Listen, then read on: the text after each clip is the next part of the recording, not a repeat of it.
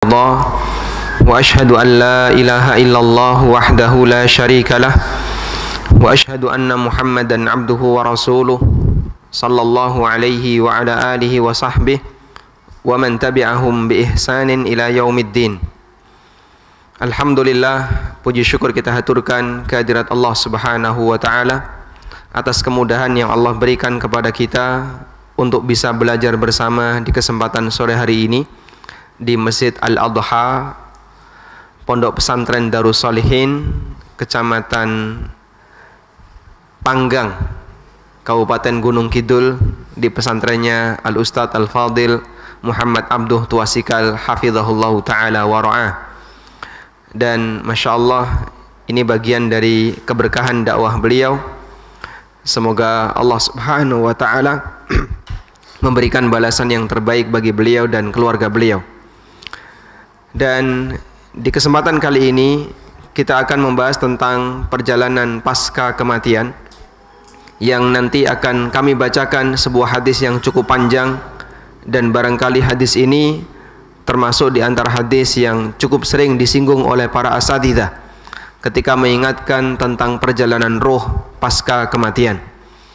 Kita mengetahui bahwa bagian dari akidah yang kita miliki, hidup tidak sekali. Ada kehidupan yang kedua, di mana kehidupan yang kedua itu tanpa ujung. Kehidupan yang kedua adalah kehidupan tanpa ujung. Dan di kehidupan yang kedua tanpa ujung, kondisi manusia hanya ada dua keadaan. Yang pertama adalah kenikmatan yang abadi, atau yang kedua adalah azab yang abadi. Sebagai hamba yang meyakini akan ada kehidupan yang kedua tanpa ujung dan konsekuensinya hanya ada dua seperti itu, tentu kita harus memperjuangkan bagaimana agar kita bisa mendapatkan kenikmatan yang abadi. Karena itulah dengan membangun yakin dan iman yang benar, satu-satunya jalan agar kita bisa mendapatkan surga Allah yang isinya kenikmatan abadi. Nah, untuk bisa membangun demikian, maka kita perlu mengenali apa saja keterangan yang disampaikan oleh Nabi SAW berkaitan dengan kondisi setelah kematian. Karena yakin itu tumbuh dari ilmu. Sehingga ketika orang belajar satu hadis, dua hadis tentang masalah hari kiamat, satu hadis, dua hadis tentang masalah hal yang gaib, maka dia akan bertambah keyakinannya. Karena itu kenapa para sahabat di masa silam menyebut kegiatan belajar sebagai bentuk menambah iman, karena dengan orang memiliki keyakinan, karena dengan belajar orang akan bertambah keyakinannya. Mu'adz bin Jabal radhiyallahu anhu, ketika beliau mengajak masyarakat untuk belajar, beliau panggil dengan kalimat hayya nu'minu sa'atan, mari kita ngecas iman sesaat. Hayya nu'minu sa'atan, mari kita ngecas iman sesaat. Karena seseorang ketika dia belajar, hakikatnya dia nambah iman. Sehingga sederhananya seperti ini. Kalau ada seorang muslim yang sama sekali tidak pernah mendengar hadis tentang munculnya Dajjal, maka tidak ada dalam hatinya keyakinan tentang keberadaan Dajjal di akhir zaman. Kemudian ketika dia mendengarkan hadis tentang munculnya Dajjal, barulah muncul keyakinan dalam hatinya. Berarti besok akan ada makhluk seperti itu, yang namanya Dajjal dengan sifat-sifat seperti yang disebutkan oleh Nabi SAW. Karena dia baru mempelajarinya. Demikian pula ketika dia tidak pernah mendengar hadis tentang turunnya Nabi Isa alaihissalam, mungkin tidak akan ada keyakinan dalam hatinya kalau besok di akhir zaman akan ada Nabi Isa yang turun di akhir zaman, dan demikian seterusnya. Maka dengan belajar hadis-hadis seputar masalah akidah, hadis-hadis tentang masalah iman, itu akan semakin menambah keyakinan seseorang dan iman seseorang terhadap hal-hal yang gaib yang Allah Subhanahu wa Ta'ala sampaikan kepada nabinya sallallahu alaihi wasallam. Satu-satunya cara bagi kita untuk mengetahui hal yang gaib adalah melalui informasi yang disampaikan oleh siapa jemaah? Nabi SAW. Karena hal yang gaib itu hanya bisa diketahui melalui jalur nubuwah.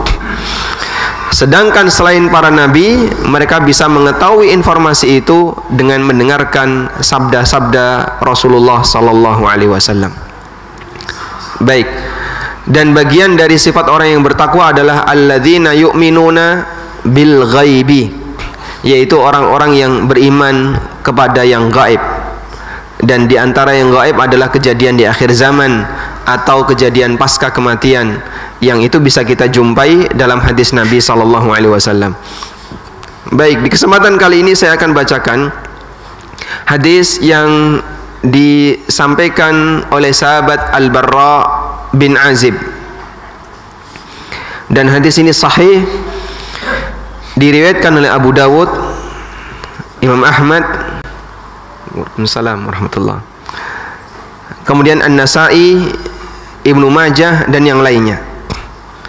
Nabi sallallahu alaihi wasallam menceritakan tentang perjalanan roh. Tapi sebelumnya Al-Barra menyampaikan dalam konteks yang lebih lengkap. Beliau menceritakan, kharajna ma'an Nabi sallallahu alaihi wasallam fi jinazati rajulin minal ansar. Kami pernah berangkat bersama Nabi sallallahu alaihi wasallam mengiringi jenazah salah satu orang Ansar. Fantahaina ilal qabri. Kemudian kami tiba di pemakaman, kami tiba di kuburan. Walamma yulhad, ketika liang lahatnya sedang dibenahi, fajalasa Rasulullah sallallahu alaihi wasallam mustaqbilal qiblah. Rasulullah sallallahu alaihi wasallam duduk menghadap ke arah kiblat. Apakah jenazahnya sudah dimasukkan jamaah? Belum. Karena kuburannya baru dibenerin. Sehingga ketika jenazah sampai di lokasi, ternyata kuburannya belum siap. Maka ketika kuburannya baru disiapin, Rasulullah sallallahu alaihi wasallam duduk. Ini salah satu di antara dalil bolehnya duduk meskipun jenazah belum dimasukkan ke dalam liang lahat. Para ulama memberikan rincian seperti ini. Apa hukum atau apa adab yang lebih tepat bagi para pentakziah ketika dia mengiringi jenazah? Bagaimana dengan hukum duduk dan berdiri ketika itu?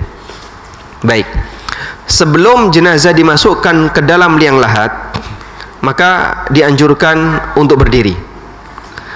Dianjurkan untuk berdiri sebagai bentuk penghormatan kepada jenazah tersebut. Dan ini dipahami dari ketika Nabi sallallahu alaihi wasallam melihat ada jenazah yang lewat, kemudian beliau berdiri sebagai bentuk penghormatan kepada jenazah tersebut. Sehingga disimpulkan ketika jenazah belum dimasukkan ke dalam liang lahat, maka para pentakziah adabnya adalah berdiri. Boleh nggak duduk, Pak? Jawabannya boleh berdasarkan hadis ini. Nabi sallallahu alaihi wasallam ketika beliau mau menyampaikan sebuah tausiah dan jenazahnya belum dimasukkan ke dalam liang lahat, Rasulullah sallallahu alaihi wasallam duduk. Kemudian setelah jenazah dimasukkan ke dalam liang lahat, maka bebas, berdiri boleh, duduk juga boleh. Sebab posisi berdiri itu lebih menghormati daripada duduk dalam situasi seperti ini. Karena itu kalau misalnya ada tausiah pasca pemakaman, itu yang lebih tepat berdiri ataukah duduk? Jawabannya dua-duanya boleh. Mau berdiri silahkan, duduk juga diperbolehkan. Nah, fajalasa Rasulullah sallallahu alaihi wasallam mustaqbilal qiblah. Rasulullah sallallahu alaihi wasallam duduk menghadap ke arah kiblat. Wa jalasna haulahu, dan kami pun duduk di sekitar beliau. Wa ka'anna ala ru'usina at-tayr, seolah-olah di kepala kami ada burung. Saking khusyuknya para sahabat ketika mau mendengarkan tausiah yang disampaikan oleh Nabi sallallahu alaihi wasallam. Dan khusyuk mereka tentu beda dengan kita ya.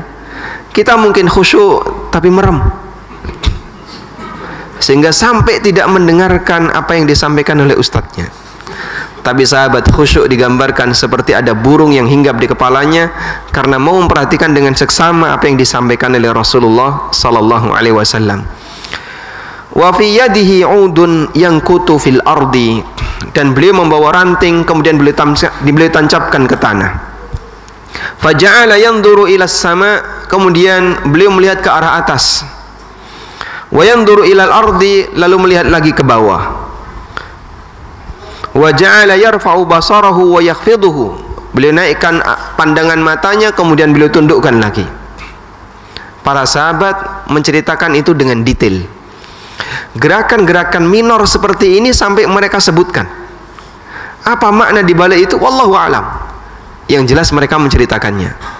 Makanya tidak ada manusia yang sejarahnya lebih lengkap dibandingkan Nabi Muhammad sallallahu alaihi wasallam. Kita saja, Pak, misalnya, Bapak adalah orang yang membersamai anak Bapak dari mulai lahir, anggaplah misalnya sebelum dia masuk ke pesantren sampai dia usia kelas 1 SMP. Anda kalau saya minta untuk menceritakan tentang kondisi anak Anda selama usia berapa? 12 tahun berarti ya? Atau mungkin selama 11 tahun. Ceritakan anak Bapak selama 11 tahun. Itu nggak jadi satu buku, Pak. Nggak jadi satu buku. Kenapa?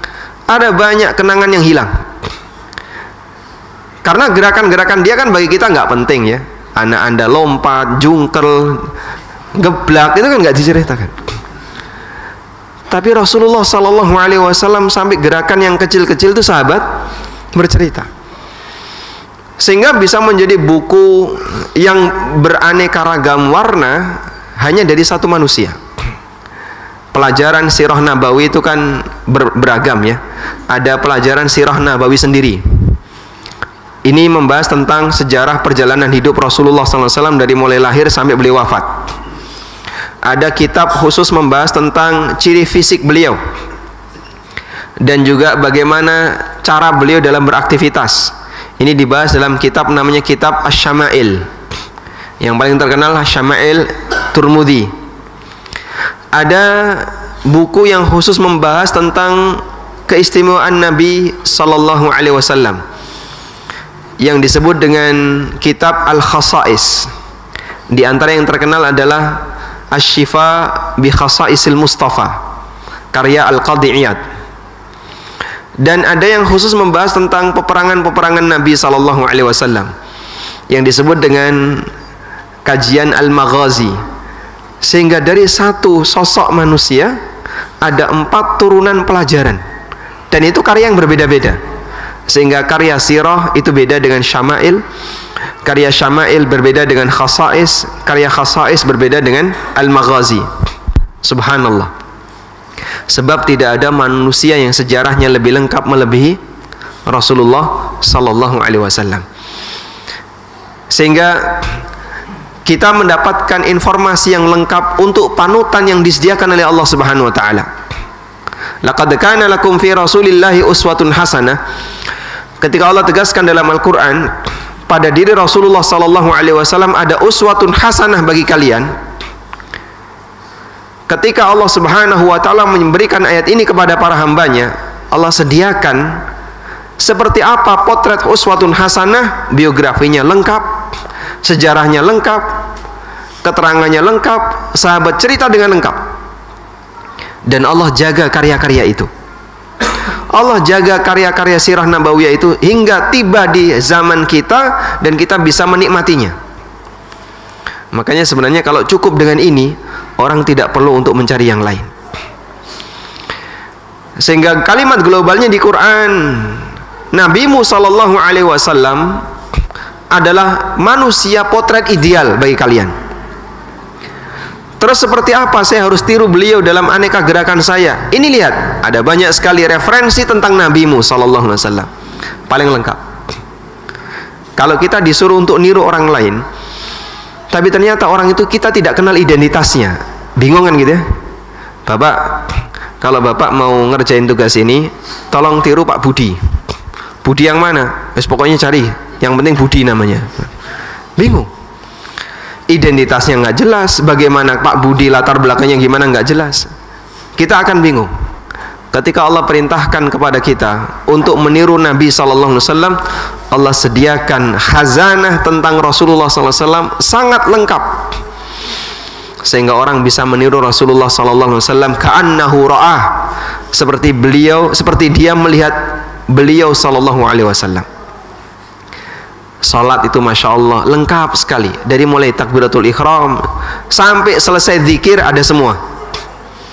Belum lagi dengan ibadah-ibadah yang lainnya. Maka kita bersyukur kepada Allah Subhanahu Wa Taala dengan khazanah semacam ini, yang mungkin ini tidak dimiliki oleh yang lain. kita tidak pernah mengetahui ya adanya kitab yang isinya sirah nabawiyah tapi tentang Musa. Pernah ngelihat Pak ya? Ada Pak? Tidak ada. Orang Yahudi itu tidak punya Pak seperti itu. Orang Yahudi tidak punya sirah nabawiyah tentang Musa atau tentang nabi yang lain, misalnya tentang Isa. Mereka nggak punya. Satu-satunya sirah nabawiyah yang komplit hanya Nabi Muhammad sallallahu alaihi wasallam. Baik. Sehingga saat Rasulullah sallallahu alaihi wasallam mengarahkan pandangan matanya, sahabat itu mencatatnya dan dikatakan oleh Al-Barra bin Azib, beliau melihat ke arah atas, ke bawah sebanyak 3 kali. Faqala, lalu beliau bersabda, "Ista'idzu billahi min adzabil qabri." Mintalah perlindungan kepada Allah dari azab kubur. Marrataini aw thalathan, beliau ulangi sebanyak 2 atau 3 kali. Ista'idzu billahi min adzabil qabri, mintalah perlindungan kepada Allah dari azab kubur. Mintalah perlindungan kepada Allah dari azab kubur. Sehingga pengulangan itu bukan sesuatu yang sia-sia. Sebab terkadang orang butuh untuk didoktrin agar kalimat itu melekat pada dirinya. Maka Rasulullah sallallahu alaihi wasallam ketika menyampaikan hal yang penting, terkadang beliau ulangi sebanyak 3 kali, 2 kali. Tujuannya adalah agar lebih melekat pada diri orang itu. Dan metode seperti ini bisa kita lihat ya, para asatidzah Ahlussunnah sering seperti itu Pak. Dan Anda tidak perlu kemudian bosan, kok Ustadz bolak-balik ngulangi, kenapa? Sebab bagian yang penting itu perlu untuk penekanan. Lalu beliau sallallahu alaihi wasallam membaca, Allahumma inni a'udzubika min adzabil qabri. Allahumma inni a'udzubika min adzabil qabri, diulangi sebanyak 3 kali. Tsumma qal, kemudian beliau mulai bercerita bagaimana perjalanan arwah pasca kematian. Beliau mengatakan, innal 'abdal mu'mina, seorang hamba yang mukmin. Dan definisi mukmin dalam Al-Quran maupun hadis itu mukmin ideal. Sehingga ketika Allah Subhanahu wa taala menyebutkan seperti apa yang beriman itu adalah mukmin ideal. Qad aflahal mu'minun alladzina hum fi salatihim khashi'un, dan seterusnya. Itu Allah bercerita tentang mukmin ideal. Innal ladzina amanu wa 'amilus salihati illal ladzina amanu wa 'amilus salihati falahum ajrun ghairu mamnun. Itu mukmin yang ideal.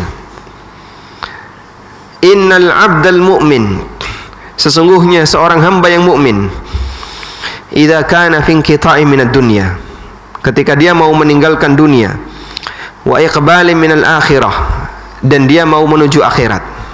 Diperhatikan, Nabi sallallahu alaihi wasallam menyebut kematian dengan akhirat. Pernah ada orang yang mempertanyakan, dalam rukun iman yang 6, kenapa tidak ada penyebutan iman kepada kematian? Adanya iman kepada hari akhir. Maka jawabannya adalah iman kepada hari akhir itu mencakup kiamat kubra dan kiamat sughra. Kiamat sughra adalah kematian. Kiamat kubra adalah kejadian kiamat yang sebagai penutup kehidupan di dunia. Dan bagian dari kiamat kubra adalah semua tanda-tanda kiamat. Maka kita mempelajari tentang Dajjal, tentang turunnya Nabi Isa, munculnya Imam Mahdi, dan aneka tanda-tanda kiamat yang lain. Itu adalah kiamat, masuk dalam ranah iman kepada hari kiamat, hari akhir. Sehingga Nabi sallallahu alaihi wasallam menyebutkan di sini, ketika seorang hamba yang mukmin mau meninggalkan dunia dan menuju akhirat, padahal kiamat belum terjadi, dalam arti kehidupan dunia belum selesai, nazala ilaihi malaikatun minas sama bidul wujuh, maka turun kepadanya malaikat dari langit, bidul wujuh, putih wajahnya, ka'anna wujuhahumus syams, wajahnya seperti matahari, ma'hum kafanun min akfanil jannah, mereka membawa kafan dari surga, wa hanutun min hanutil jannah, dan membawa minyak wangi dari minyak wangi surga, hatta yajlisu minhu maddal basar, lalu kemudian para malaikat ini duduk di sekitar mayat tadi sejauh mata memandang. Dan pada saat halatul istighdar. Halatul istighdar adalah suasana ketika orang mendekati kematian. Bahasa kita dalam kondisi apa? Sakaratul maut. Terkadang Allah Subhanahu wa taala menampakkan kepada sang hamba kejadian-kejadian yang aneh yang itu tidak bisa dilihat oleh manusia biasa.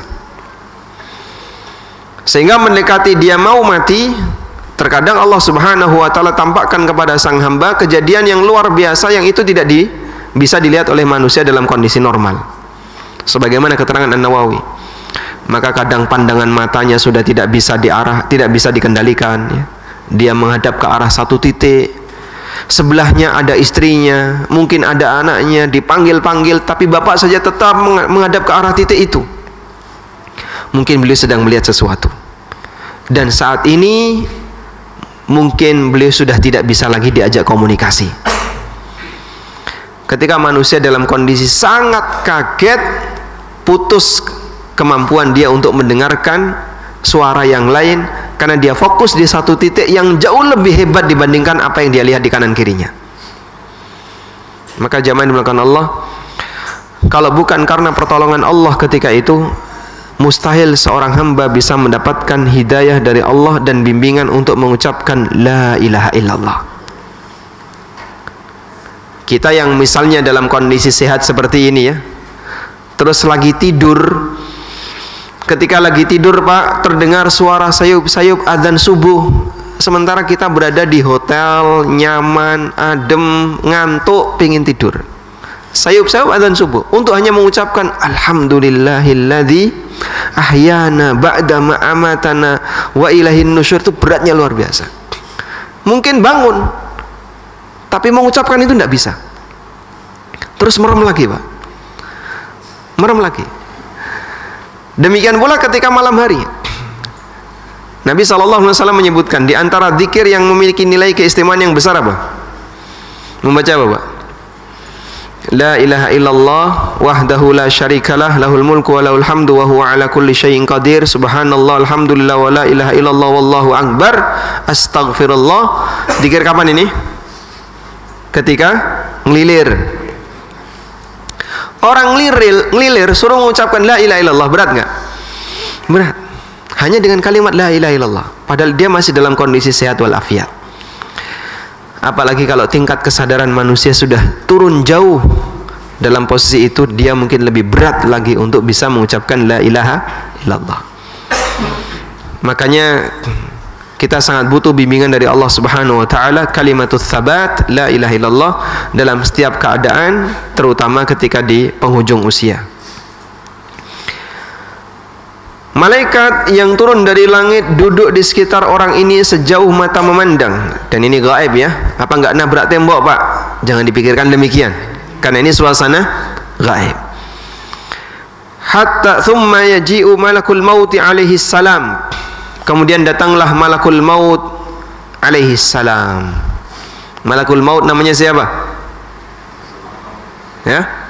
Siapa nama malakul maut? Malakul maut. Qul yatawaffakum malakul mautil ladzi wukkila bikum. Katakan wahai Muhammad, bahasanya mewafatkan kalian adalah malakul maut yang diutus untuk mencabut nyawa kalian. Itu nama resmi yang disebutkan oleh Allah Subhanahu wa taala dalam Al-Qur'an. Kemudian datanglah malakul maut alaihi salam hatta yajlisa 'inda ra'sihi. Kemudian malakul maut tadi duduk di dekat kepala orang tersebut. Fayaqul, kemudian orang ini dipanggil. Ayyatuhan nafsut thayyibah. Wa fi riwayatin ayyatuhan nafsul mutmainnah. Wahai jiwa yang tenang, wahai jiwa yang baik. Sehingga jiwa yang baik kondisinya adalah orang yang tenang, dan sebuah ketenangan itu dimiliki oleh seseorang ketika dia memiliki akidah yang kuat. Orang ketika tidak punya keraguan berkaitan dengan keyakinannya, maka jiwanya akan tenang. Tapi kalau masih ada keraguan, dia tidak akan bisa mendapatkan ketenangan. Maka Allah Subhanahu wa taala jadikan sumber ketenangan ada pada iman. Allah Subhanahu wa taala mengatakan gimana kalimatnya dalam Al-Qur'an? Huwallazi anzala as-sakinata fi qulubil mu'minin liyazdadu imanan ba'da imanihim. Dialah zat yang menurunkan as-sakinah, ketenangan di hati orang-orang yang beriman. Liyazdadu imanan ba'da imanihim, agar iman mereka semakin bertambah di samping ada iman yang sudah ada pada hati mereka. Dipanggil oleh malakul maut, ayyatuhan nafsut tayyibah, wa fi riwayatin al-mutmainnah, ukhruji ila maghfiratin minallahi wa ridwan. Keluarlah menuju ampunan Allah dan ridhanya.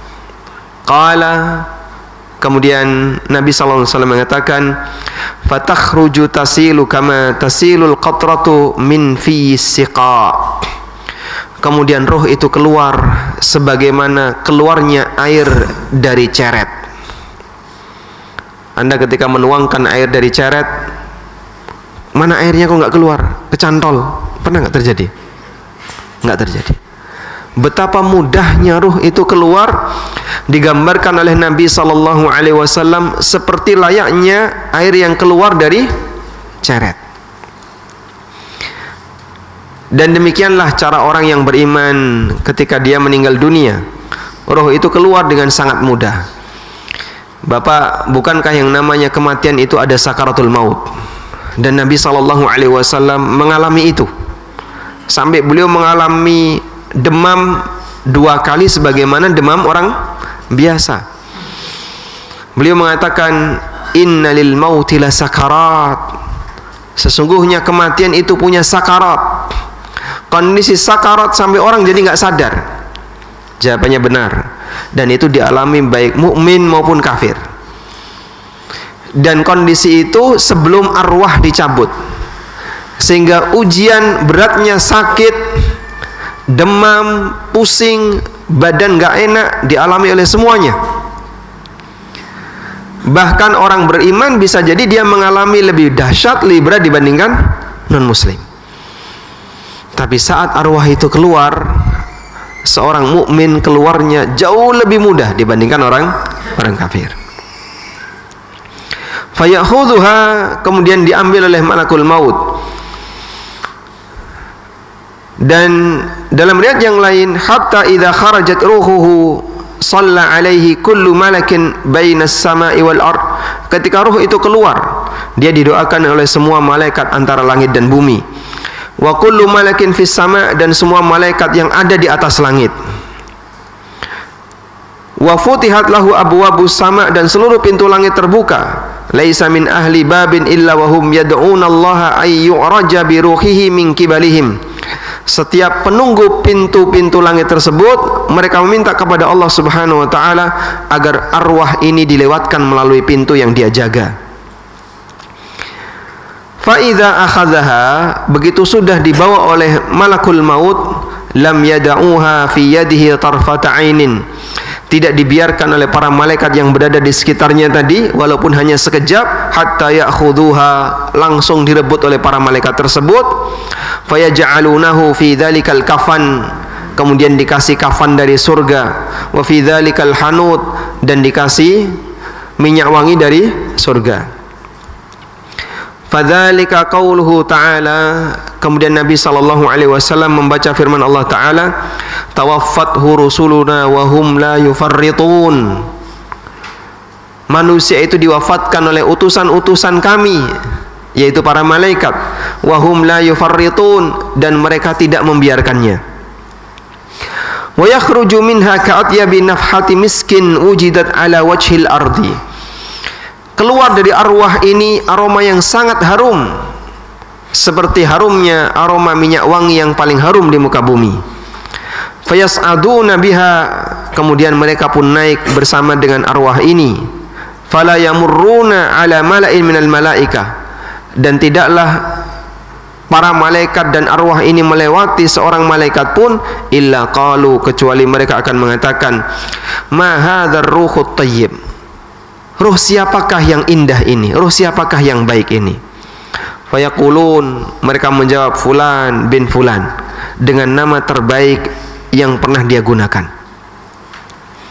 Maka kita dianjurkan untuk memberikan gelar dan nama untuk orang yang berada di sekitar kita dengan gelar kehormatan dan nama yang terbaik. Bapak misalnya sudah ngasih nama yang terbaik untuk anak-anak Bapak. Mungkin kemudian Bapak ingin ngasih gelar yang lebih baik lagi. Boleh dikasih tambahan gelar, dan gelar tidak harus masuk di akta. Anda kasih misalnya gelar, misalnya Syekh atau siapa, sehingga anak ini punya nama laqab, punya nama gelar. Semoga nanti nama gelar ini akan menjadi panggilan para malaikat ketika arwahnya diangkat menuju langit. Bi ahsani asma'ihi allati kanu yusammunaha biha fid dunya. Dengan nama terbaik yang dulu digunakan oleh masyarakat untuk menyebutnya ketika di dunia. Hatta yantahu biha ila sama'i dunya, hingga tibalah arwah ini di langit dunia. Fayastaftihuna lahu, kemudian para malaikat yang mengiringinya minta untuk dibukakan pintunya. Fayuftahu lahum, kemudian dibukakan. Fayushayyi'una min kulli sama'in muqarribuha, pintu itu dibukakan, kemudian dia naik menuju langit di atasnya. Dan ini dalil bahwasanya langit itu ada bangunannya. Langit itu ada bangunannya. Sebab ada pintu, berarti kanan kirinya ada apa, Pak? Ada bangunan. Allah Ta'ala berfirman, wa futihatis sama'u fakanat abwaba. Langit dibuka dan di langit ada pintunya. Ini berbeda dengan anggapan orang-orang yang belajar tentang kosmologi, ya, yang bercerita tentang luar angkasa tapi tidak ada bukti sama sekali, ya hanya modal ngedabrus tapi dipercaya sama orang. Mereka punya anggapan bahwasanya yang namanya alam semesta itu seperti ruang tanpa batas, sehingga orang kalau bisa naik terus menjauh dari bumi itu tidak akan ada batasnya. Dan ini anggapan yang salah, sebab di atas ada langit, dan langit itu ada bangunannya, bukan awang-awang yang kosong dari bangunan.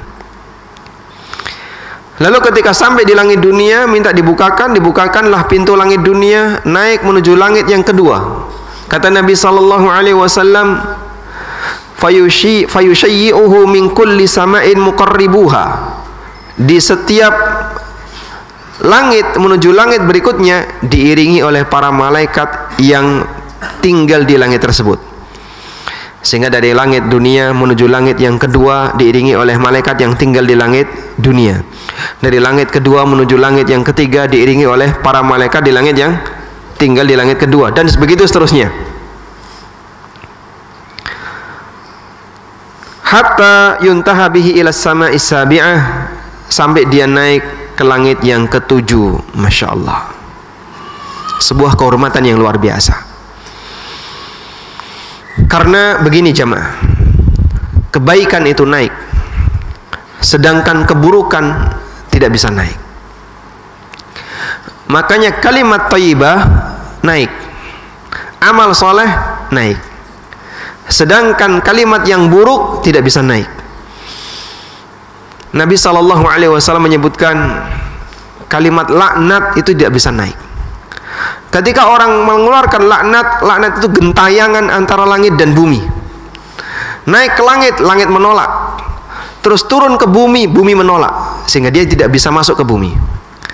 Lalu ketika dia tidak faida lam yajid masagan, ketika laknat ini tidak punya tempat, maka dia akan menuju kepada orang yang dilaknat. Apabila dia layak untuk dilaknat, maka laknat itu akan mengenainya.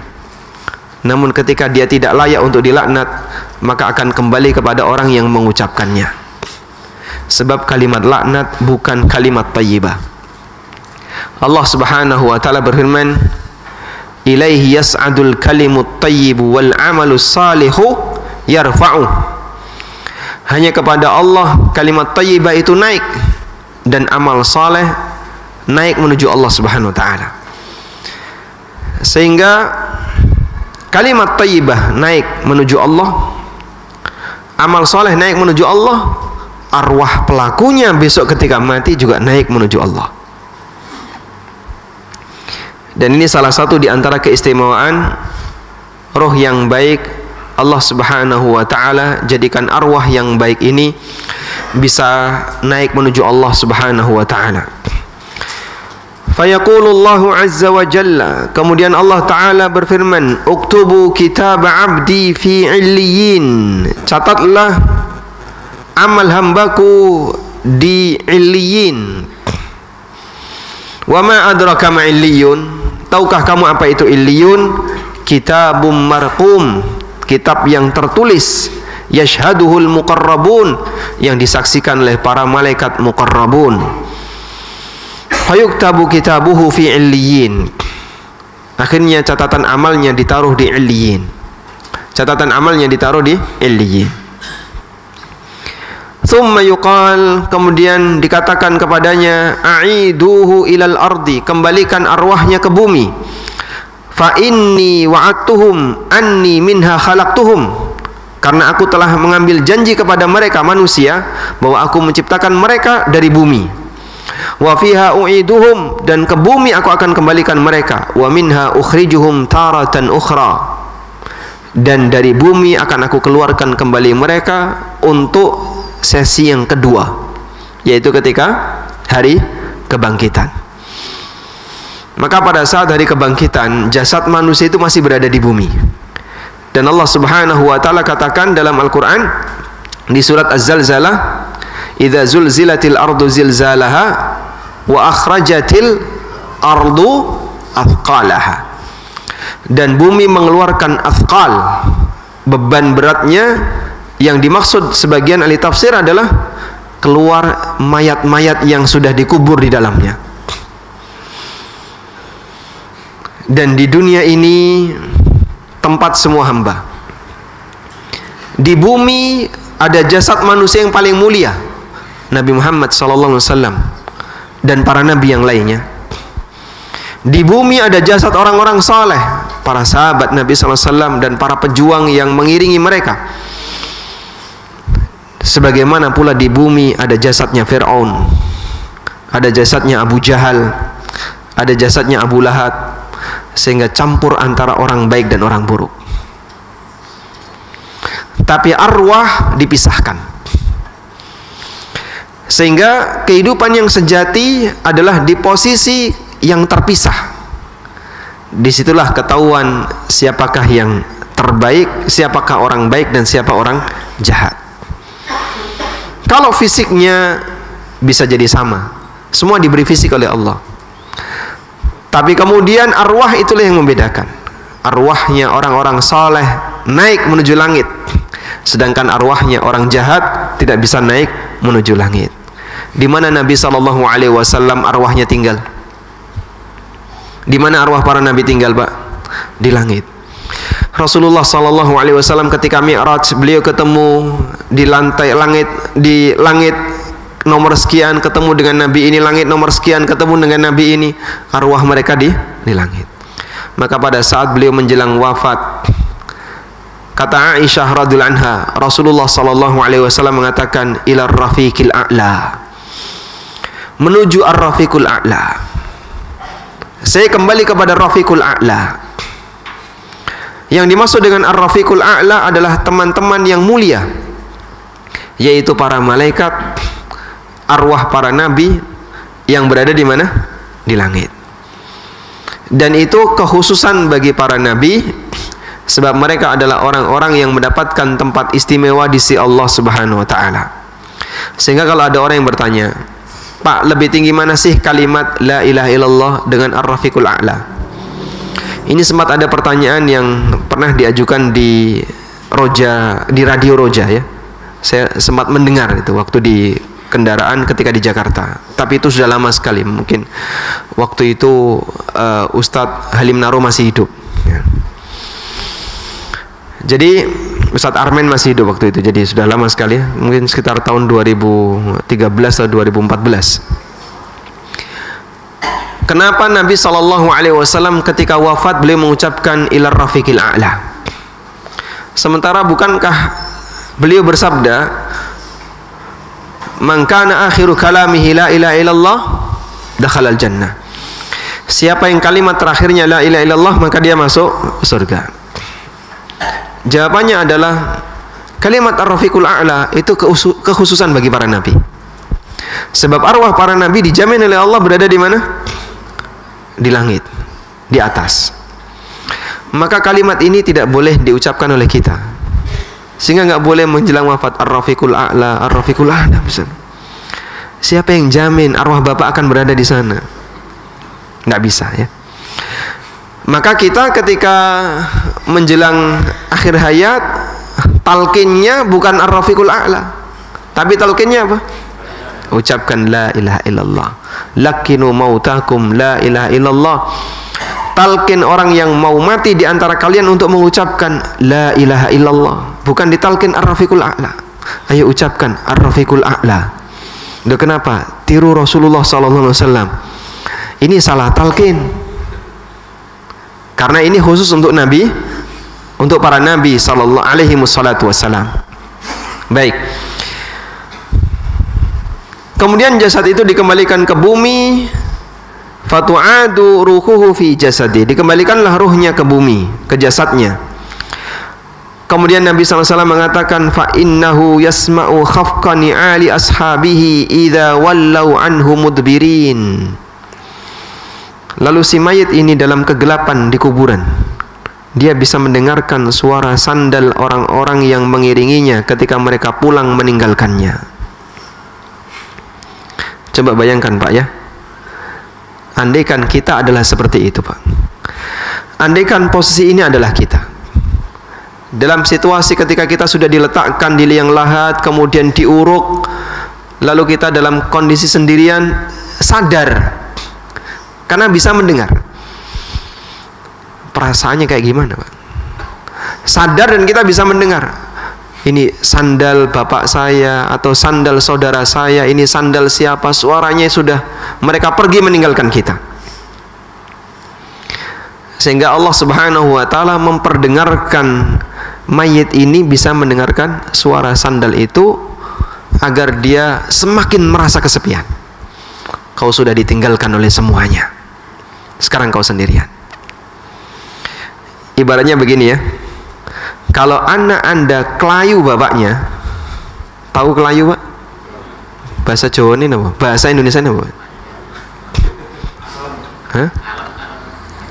Bahasa Indonesia ini kelayu ini kenapa? Hah? Kemantil, ya kemantil. Masya Allah. Ini penerjemahnya juga bingung. Ada yang nggak paham bahasa Jawa? Ya sudah, itu pengecualian ya. Pengen ikut tapi ditinggal, itu namanya kelayu ya. Susah diterjemahkan itu ya. Ketika ada anak yang kelayu bapaknya atau kelayu orang tuanya, pengen ikut tapi ditinggal, lebih berat mana? Ketika dia pengen ikut ditinggal dan melihat perpisahan dengan bapaknya, sehingga saat bapaknya itu pergi dilihat sambil nangis dia, dengan kemudian misalnya ngelimpek ya susah lagi gitu. Dia ngilang mungkin lewat pintu belakang, sehingga anak ini nggak sadar bahwa bapaknya sebenarnya sudah pergi. Lebih berat mana Pak? Nah, lebih berat melihat.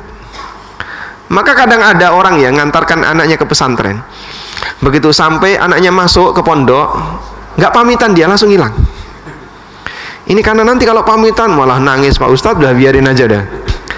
Pada saat anak ini masuk pondok, keluar, bapaknya sudah pulang ternyata. Udah nanti urusan ditelepon.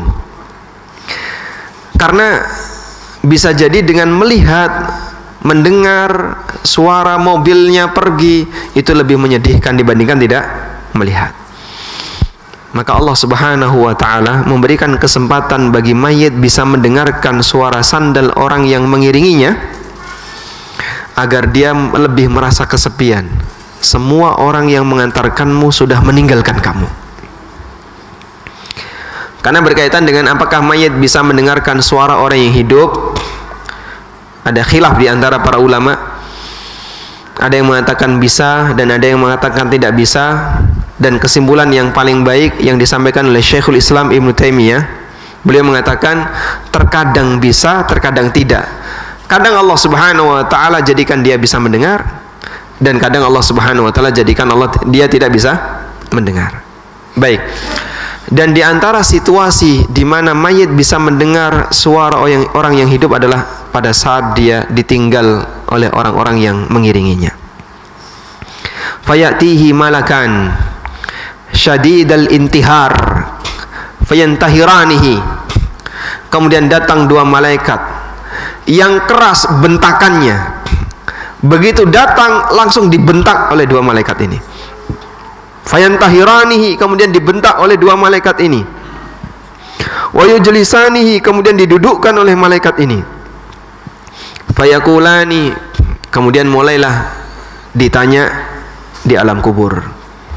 Nah, posisi didudukkan bagaimana, Pak? Wallahu alam, ini gaib. Padahal kita tahu yang namanya kuburan sangat rapat. Hanya cukup untuk bisa orang dalam posisi tidur terlentang, tidak mungkin bisa duduk. Terus gimana, Pak? Ini gaib. Yang kamu lihat itu kuburan dan bukan alam kubur. Sehingga tidak bisa dikiaskan dengan suasana yang bisa kau lihat. Ya, meskipun terkadang Allah Subhanahu wa taala menampakkan kejadian seperti ini kepada sebagian hambanya. Konon ceritanya, ada salah satu petugas penggali kubur yang pernah melihat seperti ini. Jadi baru saja dia memakamkan jenazah, tapi ternyata salah posisi. Ada dua mayit yang mati bersama, ada dua orang yang mati bersamaan dalam satu kelurahan, dan pemakamannya sama. Akhirnya mayit dari padukuan A dibuatkan satu makam, digalikan. Mayit dari padukuan B dibuatkan satu galian. Yang A datang duluan, tapi salah posisi. Yang seharusnya itu ditempati B, ditempati oleh A. Keluarga B nggak terima, pokoknya harus dipindah. Akhirnya dipindahkan. Saat digali, posisi jenazah itu duduk. Jadi kepalanya itu bentur atas. Dia melihat situasi itu, kemudian dia pindahkan. Sehingga ini hal yang gaib, tapi terkadang Allah Subhanahu wa taala tampakkan kepada sebagian orang. Pak, saya pernah melihat dia misalnya berlumur darah dan seterusnya. Hal yang gaib terkadang ditampakkan, meskipun aslinya gaib. Wa yujlisanihi, kemudian dia dudukkan. Fayaqulan, lalu ditanya, man rabbuka? Fayaqulu rabbi Allah. Fayaqulani lahu ma dinuka? Siapa Rabbmu? Dia menjawab, Rabbku adalah Allah. Apa agamamu? Dini al-Islam, agamaku adalah Islam. Lalu siapakah orang yang diutus kepadamu? Fayaqulu huwa Rasulullah sallallahu alaihi wasallam. Wa ma ilmuka? Dari mana kau dapat keyakinan, kau dapat ilmu? Qara'tu kitaballah fa amantu bihi wa saddaqtu. Aku membaca kitabullah, lalu aku mengimaninya dan aku membenarkannya. Jawaban yang sangat tegas karena dia punya keyakinan. Jawaban yang sangat tegas karena orang ini punya iman. Laisa fihi syukuk, tidak ada keraguan pada dirinya. Sehingga dia bisa menjawab dengan tegas. Kata Nabi sallallahu alaihi wasallam, "Wa hiya akhiru fitnatin tu'radu 'alal mu'min." Itulah ujian terakhir yang dihadapi oleh orang yang beriman. Fadzalika hina yaqulullahu azza wa jalla, dan Allah Subhanahu wa taala sebutkan ini dalam Al-Qur'an, yutsabbitullahu alladhina amanu bil qawli tsabiti fil hayatid dunya. Allah berikan orang-orang yang beriman kalimat yang kokoh ketika di kehidupan dunia, karena kalimat itu penuh dengan keyakinan. Orang yang yakin bobotnya berat, sehingga dia tidak gampang diubang-ambing oleh keraguan, karena dia yakin. Dan yakin di dunia memberikan pengaruh kepada yakin ketika di alam kubur. Kapan seorang bisa memiliki akidah yang yakin? Ketika akidahnya bersumber dari sumber yang meyakinkan, yaitu Al-Quran dan hadis Nabi sallallahu alaihi wasallam yang sahih, berdasarkan penjelasan dan pemahaman para sahabat. Itulah yang meyakinkan. Akan sangat berbeda suasananya ketika akidahnya dibangun di atas logika, semuanya serba meragukan. Dan kita bisa lihat ya, tokoh-tokoh kelompok ahlul kalam, Maturidiyah, kemudian Kullabiyah dan seluruh turunannya, ya, di akhir hayatnya mereka merasakan keraguan. Ar-Razi sebagai salah satu tokoh ahlul kalam yang dia belajar ilmu kalam dan selalu memperjuangkan ilmu kalam dan bahkan menjadi rujukan dalam masalah ilmu kalam, dalam masalah akidah, dia kebingungan di akhir hayatnya sampai dia mengatakan, wa ma jama'na tula hayatina illa qila wa qalu. Ternyata sepanjang hidup ini yang saya kumpulkan hanyalah katanya-katanya. Ada sebagian di antara mereka yang mengatakan, ya laitani ala aqidatil awam, andaikan dulu saya hanya mengikuti akidah masyarakat umum yang tidak pusing dalam memikirkan tentang seperti apakah membahas tentang takwil arasy, takwil Allah berada di atas arasy, takwil Allah turun di muka bumi, Allah turun di langit dunia, takwil tentang Allah punya tangan. Gak sibuk dengan itu. Orang awam bisa menerima dengan sangat mudah. Padahal mereka sibuk dengan takwil seperti itu, Pak, ya. Ketika disampaikan akidah Ahlussunnah wal Jamaah, kami meyakini Allah istiwa di atas arsy. Apa dalilnya? Ar-Rahmanu 'alal arsy istawa. Dalil tentang ini banyak sekali dalam Al-Qur'an. Ditakwil. Kalau sudah takwil, main logika. Logika antara satu orang dengan orang yang lain kan beda. Akhirnya konsekuensi ketika takwil adalah kumpulin. Dia ngomong apa? Dia ngomong apa? Dia ngomong apa? Dikumpulin. Wa ma jama'na illa qila wa qal. Dan tidak ada yang kami kumpulkan selain hanya katanya-katanya. Bingungi, Pak, tuh. Makanya logika tidak bisa jadi sumber akidah. Dan logika akan menolak ketika dijadikan sebagai sumber logika, sebagai sumber akidah. Logika ketika dijadikan sumber logika tidak logis. Kok bisa, Pak? Karena logika manusia itu berbeda-beda. Logika saya dengan logika Bapak Ibu sama atau beda? Beda. Sehingga kalau di sini ada 30 orang, andaikan kita diminta untuk mencari akidah berdasarkan logika masing-masing, maka akan ada 30 logika. Karena ada logika yang berbeda-beda. Baik, makanya logika bukan sumber akidah. Dari mana kita bisa mendapatkan akidah? Kita dapat akidah Allah yang ngasih. Sehingga paket akidah itu diberi oleh Allah, bukan proses kita mencari. Ini prinsip penting, Pak. Kita diperintahkan untuk beriman. Kita diperintahkan oleh Allah untuk beriman. Lalu apa yang harus kita imani? Allah sediakan apa saja yang harus kita imani. Bukan kita disuruh untuk nyari. Kamu cari sendirilah apa yang harus kau imani. Tidak bisa, Pak.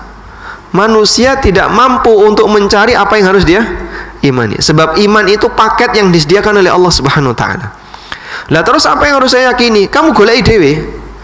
Anek goleki dhewe ya gak karuan nanti jadi. Yang ini ada yang goleki ning guwa. Ya. Maka dia nginep ning guwa untuk nyari iman. Ada yang goleki ning kuburan. Ada yang goleki ning tepi pantai. Ada yang goleki ning dhuwur gunung. Hasilnya gimana, Pak? Hasilnya gimana? Gak karuan. Orang yang melakukan suluk dalam thariqat sufiyah itu nyari iman melalui suluk. Suluk itu amalan riyadhah yang harus dia tempuh sampai dia bisa mencapai derajat hakikat. Sehingga ada yang datang ke gua tertentu, lalu di gua itu dia beribadah sampai akhirnya dia mendapatkan keyakinan tertentu. Ada yang di kuburan, ada yang di tepi pantai, ada yang di tepi sungai, ada yang di puncak gunung. Bahkan itu kan jadi cerita tentang Wali Songo. Ya. Sehingga saat dia bertaubat, ya, seperti kisah tentang Sunan Kalijogo, itu secara logika saja sudah nggak nyambung, ya. pada waktu siapa nama Sunan Kalijogo aslinya? Hah? Raden Mas Said ya. Beliau bertobat karena ganggu Sunan Bonang, kemudian setelah tobat diperintahkan oleh Sunan Bonang untuk apa? Nunggu tongkat. Ditancapkan tongkatnya dan dia nunggu tongkat di situ. Ini orang tobat kok malah nunggu tongkat. Kita kan bingung. Biasanya sing jengene wong tobat kan diajari ngaji. Kalau dia non muslim ya disuruh baca syahadat. Ini malah suruh jaga tongkat. Dan itu jadi film, Pak. Jadi cerita yang menyebar di mana-mana, bahkan difilmkan sehingga masyarakat memahami, oh seperti inilah cara yang ketika orang ingin mencapai derajat akidah yang tinggi harus kayak gini. Maka ditiru oleh sebagian orang dengan praktek suluk tadi. Hasilnya beda-beda. Begitu mereka turun, akhirnya mereka punya keyakinan manusia itu bertingkat. Syariat, thariqat, kemudian setelah thariqat naik hakikat, setelah itu naik makrifat, setelah itu nekat. Udah, kalau udah nekat, ratau salat, isine maksiat. La haula wala quwata illa billah. Allah Subhanahu wa taala akan memberikan keteguhan bagi orang yang beriman ketika akidahnya bersumber dari sesuatu yang pasti, yaitu Al-Qur'an dan hadis Nabi sallallahu alaihi wasallam yang sahih. Fayunadi munadin fis sama, maka ada panggilan yang datang dari langit, an sadaqa abdi, hambaku benar, fa afrishuhu minal jannah, bentangkan untuknya tempat menuju surga, wa albisuhu minal jannah, berikan pakaian dari surga dan bukakan untuknya pintu menuju surga. Akhirnya dia bisa merasakan wanginya surga dan bisa merasakan angin surga. Wa yufsahu lahu fi qabrihi madda basarihi, dan dibentangkan kuburannya sejauh mata memandang. Wa ya'tihi wa fi riwayatin yumatsalu lahu rajulun hasanul wajhi, kemudian datang orang yang wajahnya indah, wajahnya bagus, wajahnya cakep, pakaiannya bagus, aromanya harum. Fayaqul, dan dia mengatakan, abshir billadhi yasurruka, abshir biridwanim minallah, kabar gembira untuk sesuatu yang akan menggembirakan kamu, kabar gembira dengan ridha Allah Subhanahu wa taala dan surga yang penuh dengan kenikmatan yang abadi. Hadza yaumuka alladhi kunta tu'ad, inilah hari yang kau telah dijanjikan akan menemuinya. Maka si mayit ini bertanya, wa anta, fabasyarakallahu bi khairin, man anta, anda, semoga Allah Ta'ala memberikan kebaikan untuk anda. Siapakah anda ini? Mayitnya nggak tahu siapa orang ini. Kemudian orang ini mengatakan, ana amaluka saleh, aku adalah amalmu yang saleh. Lalu amalnya memuji orangnya, amalnya memuji orangnya. Inilah pujian yang berarti dan bernilai pahala. Fa wallahi ma alimtuka illa kunta sari'an fi ta'atillah, bati'an fi maksiatillah. Demi Allah, aku melihat anda itu orang yang cepat ketika berbuat taat, tapi lambat ketika berbuat maksiat. Gercep, sat-set, das-des ketika melakukan ketaatan, tapi ketika ada kegiatan maksiat, ada orang berbuat maksiat, mungkin nafsu berkeinginan, tapi ditahan. Sehingga dengan sebab ini mayat tersebut dipuji oleh amalnya sendiri dengan karakter seperti ini. Masya Allah. Dan ini butuh sabar jamaah. Berbuat taat itu bertolak belakang dengan nafsu. Sehingga sholat ketika terdengar adzan mau bergerak alasannya berat. Kenapa? Masih ngantuk. Tapi dipaksa agar dia bisa berangkat menuju masjid untuk sholat 5 waktu tepat waktu berjamaah. Dan itu menjadi pujian bagi amalnya ketika di alam kubur. Fajazakallahu khairan, maka Allah memberikan balasan yang terbaik untuk anda. Kemudian dibukakanlah pintu menuju surga, lalu dikatakan kepadanya, hadza manziluka, itu adalah tempatmu. Dan dibukakan pintu menuju neraka, hadza, kemudian dikatakan kepadanya, hadza manziluka law asautallah wa abdalakallahu bi hadza, itu adalah tempatmu kalau kau durhaka kepada Allah, neraka itu. Tapi sekarang Allah ganti dengan tempat yang ini, yaitu di surga. Fa idza ra'a ma fil jannah, ketika dia melihat keindahan nikmat surga, qal, maka dia mengatakan, rabbi ajil qiyamas sa'ah kaima arji'u ila ahli wa mali. Ya Allah, segerakan kiamat agar aku bisa kembali menemui keluargaku dan mendapatkan hartaku di surga. Fayuqalu lahu uskun, lalu dikatakan kepada jenazah ini, kepada mayat ini, uskun, tenanglah. Dan dalam niat yang lain dia diminta untuk tidur, urkud kama raqadal aris adzali yantadhiru zaujataha, tidurlah kamu sebagaimana tidurnya seorang pengantin yang sedang menantikan istrinya datang. Berarti apa, Pak? Penuh dengan istirahat, penuh dengan kebahagiaan. Dia diminta oleh Allah untuk tidur dan istirahat dalam suasana penuh dengan kebahagiaan. Dalam sebuah hadis disebutkan bahwa Allah Subhanahu wa ta'ala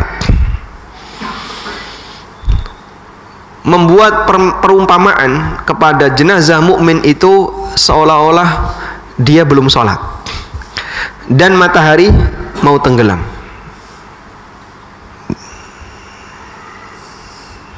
Coba kita bukakan hadisnya.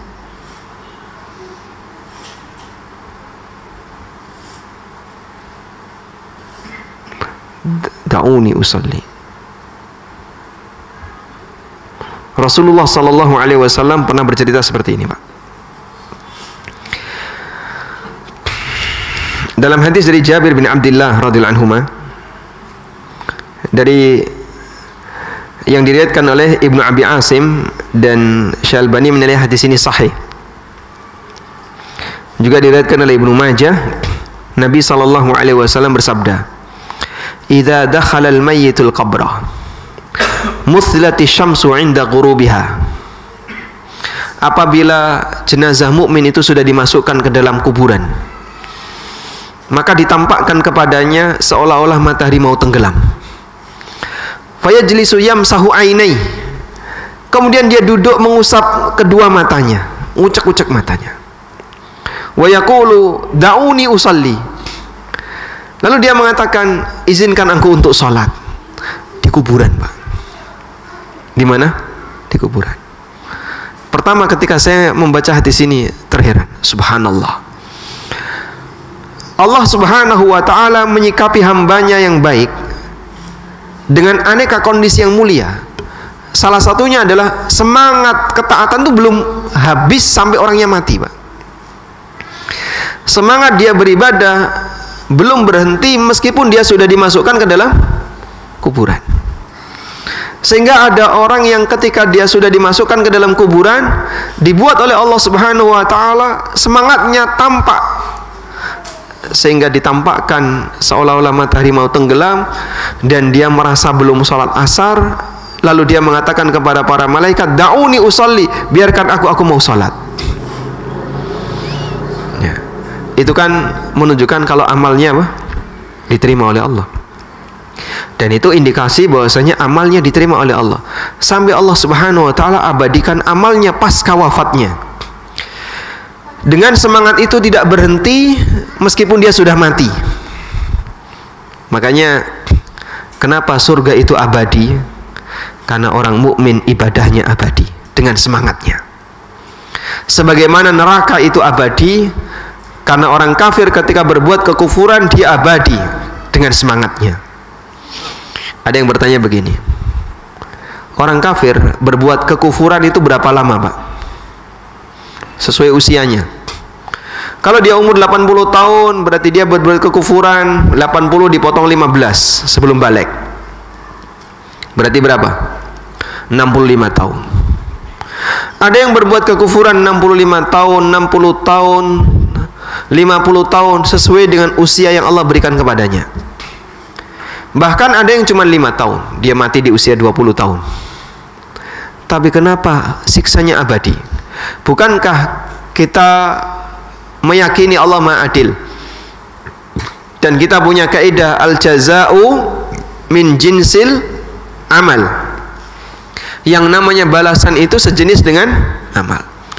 Tapi kenapa amalannya cuma 65 tahun, kekufurannya 65 tahun, namun hukumannya tanpa ujung ketika di yaumil akhir? Maka jawabannya begini. Bedakan antara batas akhir kehidupan dengan batas akhir kekufuran. Kematian orang ini itu bukan batas akhir kekufuran, tapi batas akhir kehidupan. Sehingga seperti ini, andaikan ada non muslim yang dia diberi oleh Allah usia 80 tahun, sudah dalam posisi dia kafir 80 tahun. Coba kalau dia dikasih waktu tambahan sehari, 80 tahun plus sehari, jadi mukmin enggak? Tetap kafir. Sehingga plus 1 tetap kafir. Baik, tambahin lagi sepekan, 80 tahun plus 1 pekan, jadi mukmin enggak? Tidak. 80 tahun plus sebulan, berubah enggak? Tidak. 80 tahun plus tahun, tetap sama. 80 tahun plus 1000 tahun juga tetap sama. Sehingga dia menjadi kafir, dia berbuat kafir itu tanpa ujung. Sebab semangatnya tanpa ujung. Sementara kematian itu adalah batas akhir kehidupan dia. Sebab gak mungkin manusia akan abadi. Dia akan mati. Baik mukmin maupun kafir semuanya akan mati. Karena kekufurannya abadi, artinya semangatnya terus berjalan, maka azab yang berlaku bagi dia adalah azab yang abadi. Sebagaimana orang yang beriman, dia ketika diberi oleh Allah 80 tahun tutup usia sudah nggak bisa beramal. Andaikan dikasih tambahan waktu 10 tahun, dia beribadah nggak? Beribadah. Tambah lagi sekian tahun, selama fisiknya masih sehat, dia akan beribadah. Imannya tetap melekat pada dirinya. Subhanallah. Dua hal ini, keimanan dan kekufuran, dialami oleh hamba ketika di dunia sifatnya abadi. Putus karena kematian jasad, tapi semangat tidak putus, sehingga hukumannya dan balasannya juga abadi. Kekufuran balasannya abadi, sebagaimana balasan ketaatan dan keimanan itu abadi. Dan salah satu adalah hadis ini yang menunjukkan bahwasanya Allah Subhanahu wa taala menampakkan semangat seorang hamba dalam berbuat taat itu sampai pun ketika dia sudah mati. Baik. Selanjutnya Nabi sallallahu alaihi wasallam bercerita tentang hamba yang kafir. Dan ketika hamba kafir itu mau meninggalkan dunia dan menuju akhirat, turun para malaikat ghiladun syidad yang keras. Ghilad yang keras dan kasar. Sudul wujuh, wajahnya hitam. Dia membawa al-musuh dari neraka, kain kafan yang jelek dari neraka. Kemudian mereka duduk sejauh mata memandang. Lalu datanglah malakul maut, kemudian duduk di dekat kepalanya. Lalu malakul maut ini memanggil, ayyatuhan nafsul khabithah, wahai jiwa yang jelek, ukhruji ila sakhati minallahi wa ghadab, keluarlah menuju murka Allah dan marahnya Allah. Fatafarraqa fi jasadih, maka arwah tadi pun dia memegang seluruh jasadnya, seluruh bagian jasad. Arwah itu menyatu dengan jasadnya, semakin memegang seluruh jasadnya. Fayantazi'uha kama yuntaza'us safudul kathiru syu'ab min sufil mablul. Kemudian dicabut paksa oleh malaikat sebagaimana gancu yang punya banyak cabang ditaruh di kain suf yang basah. Fataqta'u ma'ahal uruq wal asab. Digambarkan Nabi SAW urat-urat darahnya dan asab itu tendon ya, dan tendon-tendon dia itu putus. Jadi pada saat arwah itu dicabut, disertai dengan rusaknya fisik orang tersebut. Fayal'anuhu kullu malakin minas sama' bainas sama'i wal ard wa kullu malakin fis sama'. Kemudian dia dilaknat oleh semua malaikat yang ada di antara langit dan bumi, dan semua malaikat yang ada di atas langit dunia. Lalu tertutuplah semua pintu langit.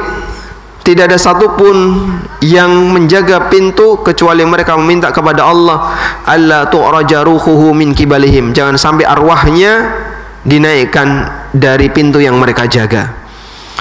Fayakhudhuha, kemudian diambil oleh malakul maut. Kemudian ketika diambil langsung direbut oleh para malaikat yang jumlahnya banyak tadi. Kemudian dikasih kain musuh dan keluarlah aroma yang paling bau seperti baunya bangkai yang pernah ada di muka bumi. Lalu mereka naik membawa arwah ini. Setiap kali ketemu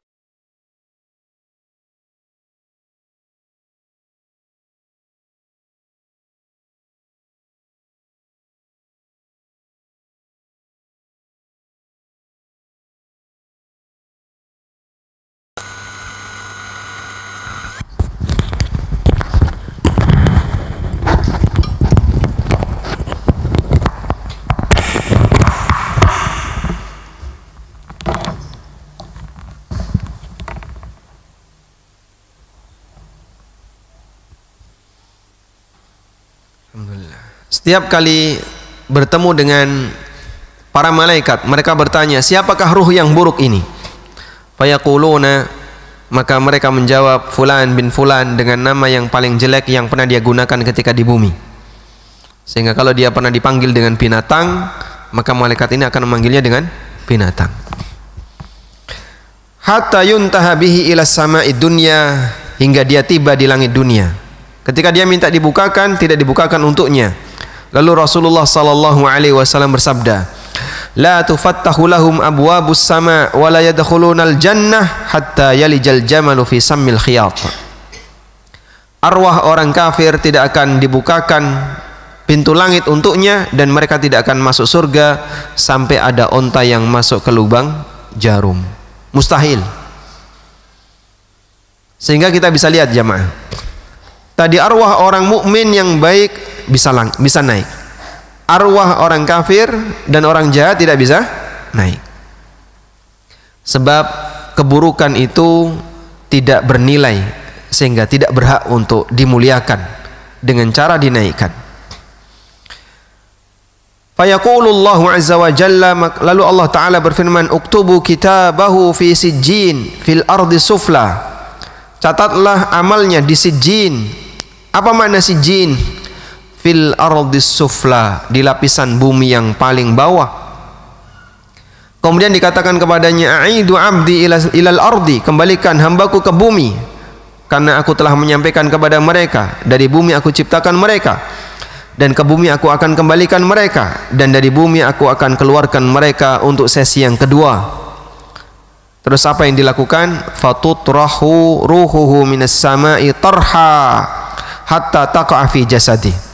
Ruh itu pun dibuang sampai tiba di jasadnya. Sehingga ruh mukmin dikembalikan ke jasadnya dengan cara diantar, ruh non muslim ini dibuang sampai kembali ke jasadnya. Lalu Nabi SAW membaca firman Allah, wa may yusyrik billah faka'annama kharra minas sama' fatakhtafu at-tayru aw tahwi bihi ar-rihu fi makanin sahiq. Barang siapa yang berbuat syirik kepada Allah, maka dia akan jatuh seolah-olah dia jatuh dari langit, lalu disambar burung atau diterpa angin ke tempat yang jauh. Dan itu kejadiannya ketika orang itu mati. Arwah orang kafir tadi dilemparkan dari langit dunia sampai tiba di jasadnya.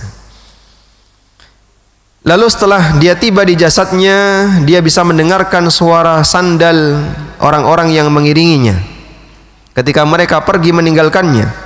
Kemudian datanglah dua malaikat dengan bentakan yang keras, lalu mereka pun membentaknya dan mendudukkannya. Fayaqulani lahu, lalu mulailah terjadi fitnah kubur, yaitu pertanyaan di alam kubur. Man rabbuka, ma dinuka, dan seterusnya. Coba kita lihat, Pak, bagaimana jawabannya.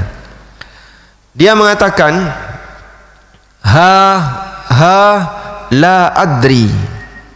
Sami'tun nasa yaquluna dzak. Saya enggak tahu. Orang-orang pada mengatakan seperti itu, lalu saya ikut-ikutan. Dan ini kondisi munafik. Dalam riwayat yang lain, la adri. Saya enggak tahu. Dan ini kondisi orang kafir murni. Jadi ada yang menjawab la adri, dan dia bilang, aku mendengar orang bilang seperti itu, lalu aku ikut-ikutan. Jadi dia tidak punya jawaban yang pasti.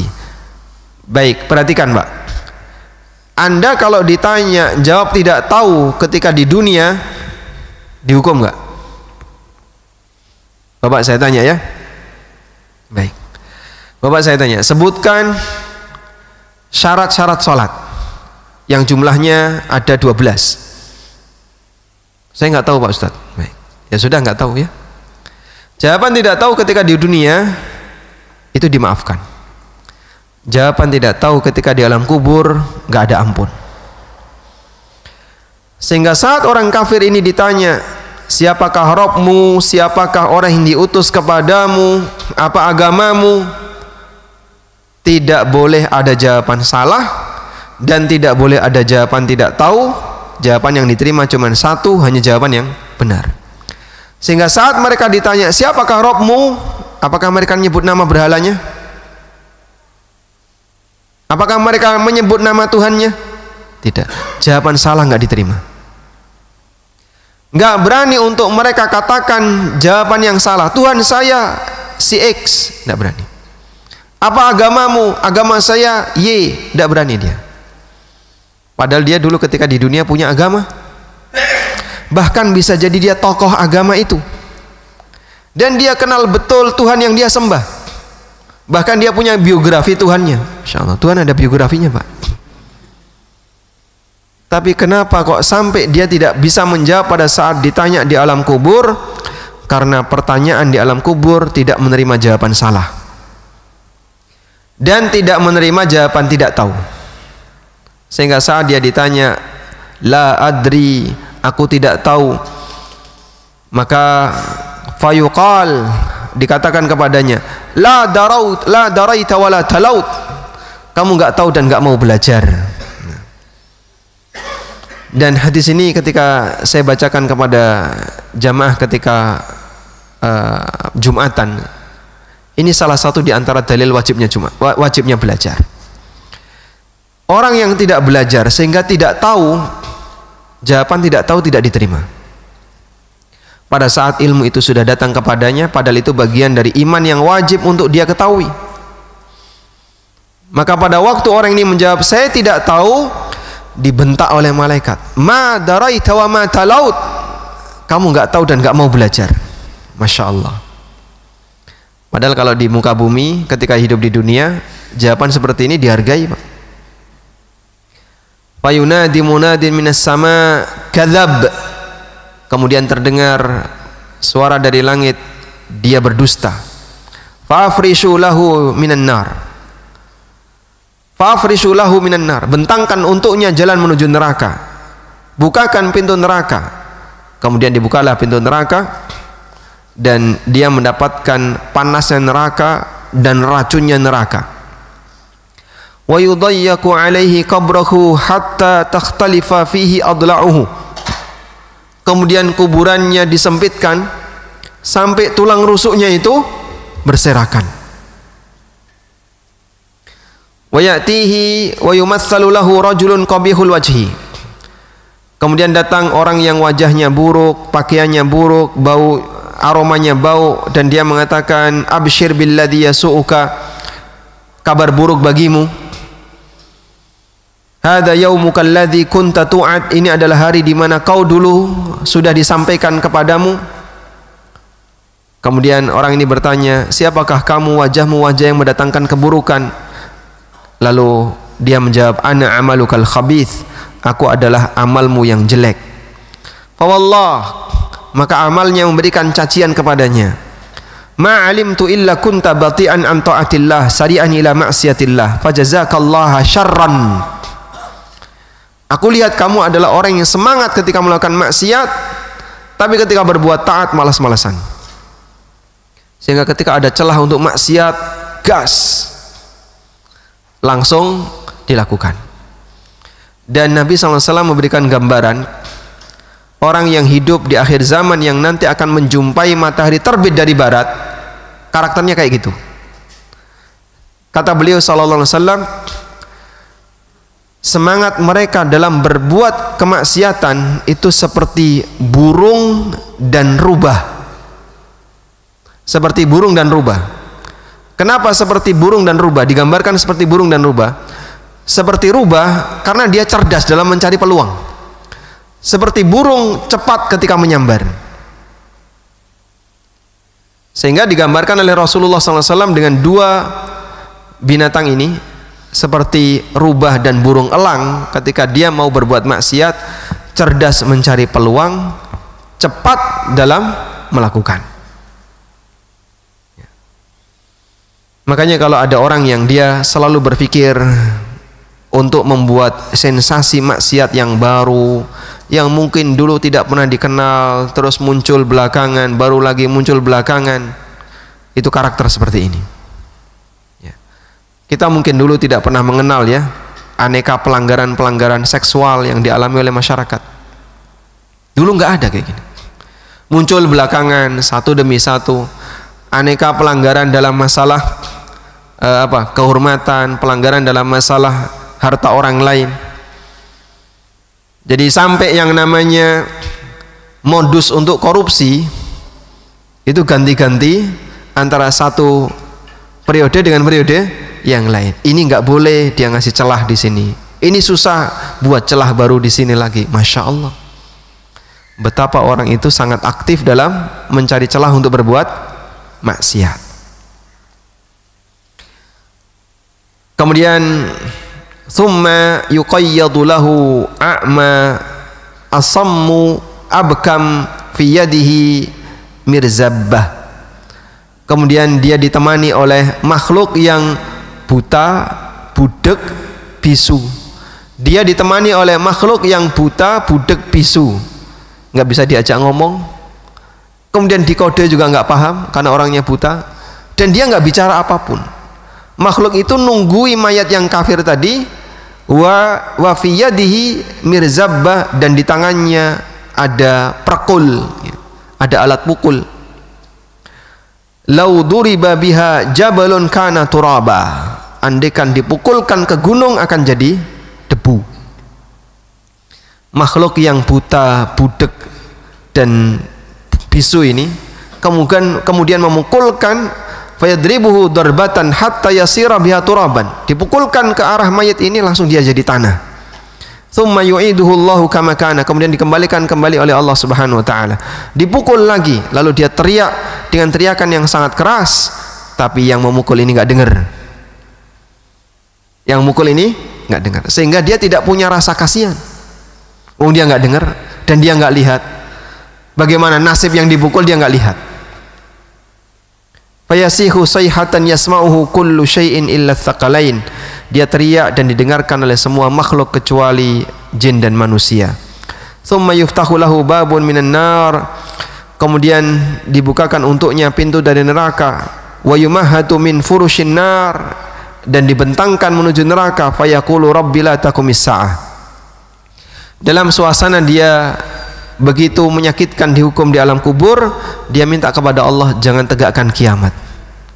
Rabbi la taqumis sa'ah, karena dia melihat hukuman di neraka jauh lebih dahsyat dibandingkan hukuman yang dia alami di alam kubur. Makanya pada waktu orang kafir dibangkitkan dari alam kubur, mereka mengatakan gimana?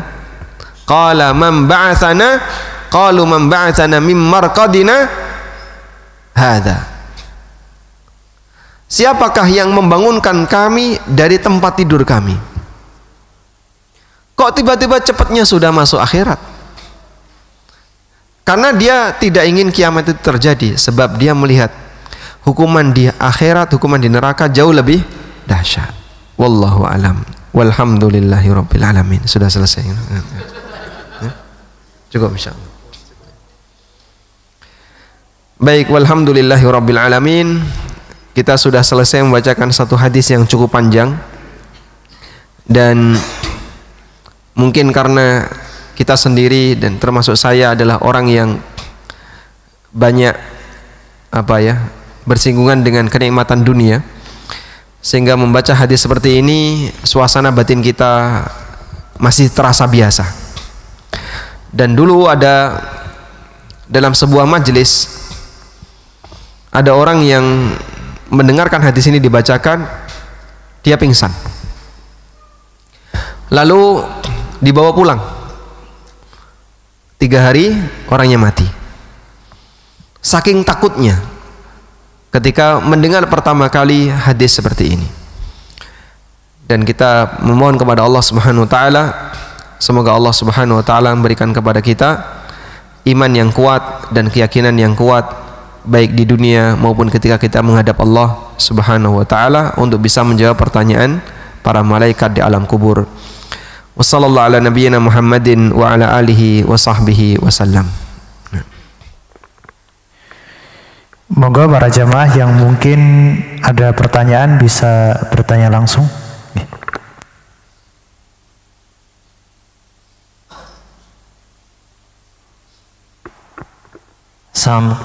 Assalamualaikum warahmatullahi wabarakatuh. Waalaikumsalam warahmatullahi wabarakatuh. Sekarang ini menyoal masalah yang terkait hakikat dan makrifat dan nekat tadi Ustaz. Ini saudara saya sendiri itu sedang mempelajari yang mirip seperti itu, bahkan meyakini beribadah seperti menyatu dengan alam semesta, menyatu dengan Tuhannya, istilahnya seperti itu yang disebutkan. Dan saya pernah berdebat dengan, nggak berdebat, dialog dengan saudara saya ini, malah niat saya untuk mengingatkan ataupun untuk berdakwah, namun kok rasanya sudah kuat sekali sehingga malah kayak bertengkar. Jadi mohon nasihatnya. Saya akhirnya sekarang ini malah saya biarkan saja. Dan kalau menyikapi dengan saya itu suka banyak komentar juga dengan saya, dengan ibadah saya itu lebih dikomentari. Kenapa misal saya nggak mendengarin musik itu dia olok-olok gitu, seperti itu. Nah, sikap saya sekarang itu nasihatnya bagaimana menyikapi dengan saudara saya ini biar mungkin dapat hidayah atau seperti itu. Masya Allah. Baik. Bisa jadi hidayah yang diterima oleh orang yang kita dakwai itu tidak datang dari kita. Mungkin kita memperjuangkannya, tapi dia sadar dari mendengar yang lain. Saya berkali-kali menjumpai seperti itu ya. Saya pernah berdakwah sebenarnya bukan berdakwah, tinggal sebagai ya ikut ngisi di situ, ngajar di situ. Tapi teman-teman atau masyarakat di situ banyak yang tidak menerima. Mereka cenderung tidak begitu respect dengan apa yang saya sampaikan. Baik. Sampai akhirnya saya meninggalkan tempat itu. Kemudian setelah sekian tahun berikutnya, orang yang dulu dengan saya sinis, gak suka, dan beberapa orang yang dulu menghindar, walhamdulillah sekarang jadi panitia kajian di tempat itu. Dia sudah mengenal sunnah dengan baik, kemudian dekat dengan masjid dan akrab dengan kajian, bahkan jadi panitia kajian. Walhamdulillah, mungkin hidayah tidak Allah berikan melalui kami, Allah berikan melalui yang lain.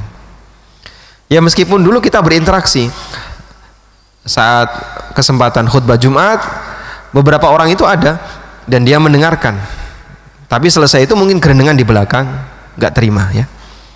Saat ketika kajian warga, mereka mendengarkan, tapi mereka tidak menerima. Walhamdulillah kemudian sekian tahun mereka menerima. Maka bisa jadi dakwah yang kita sampaikan pada waktu kita sampaikan dia belum menerima, sehingga hidayah tidak hinggap pada dirinya tepat pada saat kita menyampaikannya. Tapi dia dapat hidayah dari jalur yang lain. Orang Taif sampai akhir dari perjuangan dakwah Nabi SAW, mereka masih kafir. Sehingga yang dulu Rasulullah SAW mengharapkan imannya dengan beliau tinggalkan Mekah lalu berangkat menuju Taif tanpa kendaraan. Terus saya bayangkan ya, waktu pertama kali ke Taif, Masya Allah kok jalannya naik kayak gini kan. Taif kan berapa ribu di atas permukaan laut ya. Masya Allah, dulu Rasulullah SAW jalan kaki ditemani oleh siapa Pak? Zaid bin Haritha. Ditemani oleh Zaid bin Haritha. Kenapa beliau tidak menggunakan kendaraan? Agar masyarakat tidak menyangka beliau telah hijrah meninggalkan kota Mekah, sehingga beliau jalan kaki tanpa kendaraan. Sehingga dalam posisi itu beliau tidak menunjukkan menyerah untuk berdakwah kepada orang musyrikin Mekah. Akhirnya ketika beliau berdakwah kepada masyarakat Taif, mereka menolak dengan kejadian yang seperti kita baca dalam Sirah Nabawiyah. Lalu Taif kapan masuk Islam? Belakangan. Dan masuk Islamnya pun melalui proses penaklukan perang Taif ya. Sehingga bukan melalui proses menyampaikan hujjah lalu diterima baik-baik. Dan itu belakangan. Karena itu jamaah yang dimuliakan Allah Subhanahu wa taala, dalam posisi ini ketika kita berdakwah dan kemudian kita tidak diterima, barangkali beberapa cerita tadi bisa menjadi penyemangat bagi kita. Ada orang lain yang mungkin dakwahnya juga tidak diterima, dan ada sebagian orang yang ketika dia mendengar dakwah Nabi sampai nabinya meninggal dia belum masuk Islam. Sampai nabinya meninggal dia belum masuk Islam. Beberapa orang yang dulu memusuhi Rasulullah SAW terus minggat pergi, masuk Islamnya setelah itu.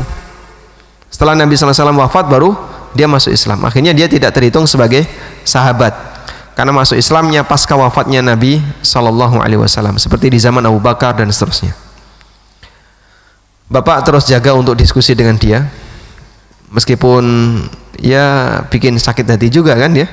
Kadang Anda harus debat, ngelatinin orang kayak gini, apalagi dia juga komentar-komentar miring dengan kita. Dan alasan-alasan yang kita sampaikan pasti nanti dia juga akan mempertahankan, sebab orang yang punya akidah dia akan berusaha untuk mempertahankan akidahnya. Baik, nanti begini saran saya, kalau ada pernyataan apa dari dia yang mungkin Anda kesulitan untuk memberikan counter dan jawaban, Anda konsultasikan ke Ustadz yang bisa ngasih jawaban. Wallahu a'lam. Nah, silakan jika ada pertanyaan lagi, monggo.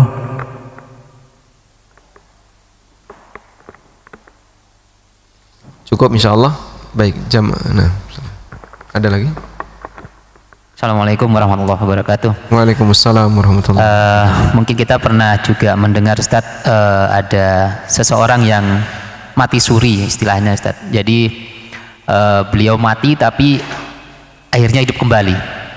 Kemudian juga ada seorang teman juga bercerita bahwa setelah jeda kematian itu beliau sempat merasakan bahwa ruhnya itu dia sampai bisa naik ke atas langit, sampai bisa melihat atap rumahnya segala macam.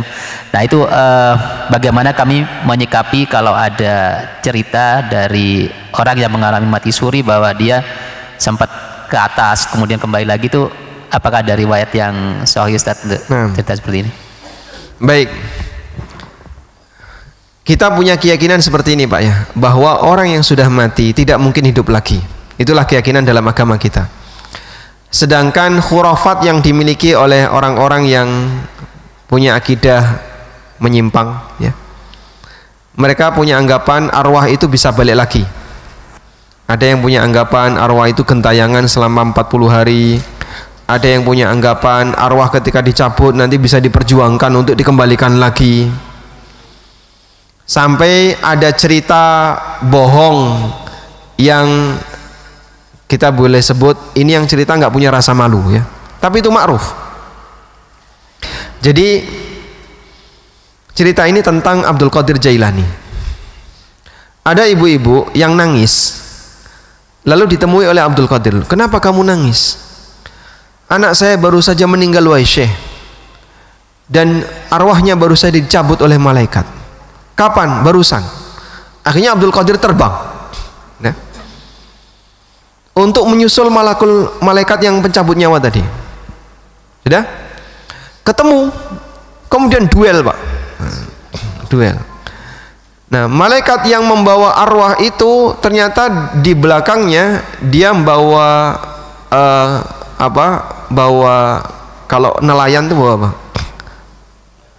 Bawa keranjang ya. Bawa keranjang yang isinya banyak arwah yang dicabut di hari itu. Akhirnya ketika duel, keranjang itu tumpah.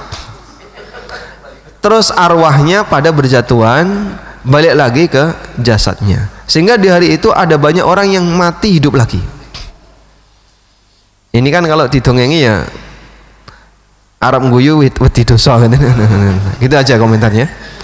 Arab guyu wedi dosa. Masya Allah. Ini lelucon apa lagi yang kayak gini. Tapi ada orang yang percaya kayak gitu. Padahal itu kan seperti pengaruh cerita wayang ya. Jadi ketika Bagong itu dicabut nyawanya, kemudian diperjuangkan oleh Semar dikembalikan lagi. Oke, cerita wayang. Seperti itu diyakini dalam akidah yang disisipkan ke dalam Islam. Allah Subhanahu wa taala menegaskan di surat Al-Mu'minun ayat 99 dan 100. Hatta idza jaa ahadahumul mautu qala rabbirji'un. Sampai ketika datang kepadanya kematian, dia mengatakan, ya Allah, kembalikanlah aku. La'alli a'malu salihan fima taraktu. Kalla. Agar aku bisa beramal soleh yang belum sempat aku lakukan. Kalla, enggak mungkin. Sehingga orang yang mati tidak mungkin arwahnya dikembalikan. Innaha kalimatun huwa qailuha. Yang ngomong kayak gitu kan mereka itu orang-orang kafir, orang-orang musyrikin. Wa mi waraihim barzakhun ila yaumi yub'atsun. Di belakang mereka ada barzakh sampai hari kiamat. Barzakh di sini apa, Pak? Alam kubur, alam barzakh. Kenapa disebut barzakh? Marajal bahraini yaltaqiyan bainahuma barzakhun la yabghiyan. Allah mempertemukan dua laut. Bainahuma barzakh. Di antara dua laut itu ada barzakh sehingga tidak bisa saling ketemu. Sehingga dengan keberadaan barzakh itu antara alam kubur dengan alam dunia nggak bisa ketemu. Sehingga Allah sebut, wa mi waraihim barzakhun ila yaumi yub'atsun. Di belakang mereka ada barzakh sampai kiamat, artinya mereka nggak mungkin bisa balik lagi. Maka tidak ada istilah orang yang sudah mati balik lagi. Nah, sekarang yang jadi pertanyaan, bagaimana dengan orang yang mati suri? Mati suri itu belum mati. Meskipun sebutannya mati, tapi hakikatnya dia belum mati. Terus apa yang dialami dia, Pak? Yang dialami dia entah pingsan, entah tidur. Kalaupun dia melihat kejadian-kejadian aneh, ya seperti orang mimpi. Orang mimpi itu melihat kejadian aneh. Sehingga kadang dia melihat kejadian yang luar biasa yang belum pernah dia lihat sama sekali. Dan mudah bagi Allah untuk menampakkan kepada sebagian hambanya kejadian aneh dalam mimpinya. Sehingga saat mimpi itu serius sekali. Sampai seolah-olah begitu nyata. Melihat arwahnya sampai ke loteng ya. Kemudian di loteng nanti ketemu apa ya. Entah notikus atau apa. Terus balik lagi. Atau lihat arwahnya terbang kemana, atau suasana yang lain, seperti orang mimpi. Terus ketika dia balik sadar. Tapi Pak, secara fisik kayaknya sudah mati. Secara fisik kayaknya sudah mati. Contohnya gimana? Itu Pak, detak jantungnya sudah lemah, pelan sekali, nafasnya sudah hampir tidak ada. Baik, tapi batang otaknya masih hidup. Selama batang otaknya masih normal, masih hidup, dia bisa hidup. Katanya seperti itu kalau ukuran fisik ya. Coba tanya Pak Dokter, betul loh. Nah, ketika batang otaknya masih hidup, dia masih hidup. Artinya sistem sarafnya masih jalan. Mudah bagi Allah untuk mengembalikan jasadnya kembali normal. Dan dalam situasi seperti itu, kondisi ketika manusia pingsan, tidur lelap dan seterusnya, itu kan arwahnya dicabut sementara oleh Allah Subhanahu wa taala. Sebab salah satu di antara bentuk kematian disebut dengan kematian sughra ketika kapan? Ketika kapan? Tidur. Walladzi yatawaffal anfusa hina mautiha wallati lam tamut fi manamiha. Dialah zat yang mewafatkan jiwa ketika mati dan jiwa yang belum waktunya mati ketika tidur. Maka para ulama mengatakan wafat itu ada dua, wafatul kubra dan wafatus sughra. Wafat sughra adalah wafat ketika orangnya sedang tidur, pingsan dan seterusnya. Dan itu yang kami pahami berkaitan dengan mati suri. Sehingga mati suri itu bukan mati yang hakiki, tapi orangnya belum mati, tapi arwahnya menjumpai aneka kejadian yang aneh dan dia bisa cerita setelah itu. Wallahu a'lam. Nah.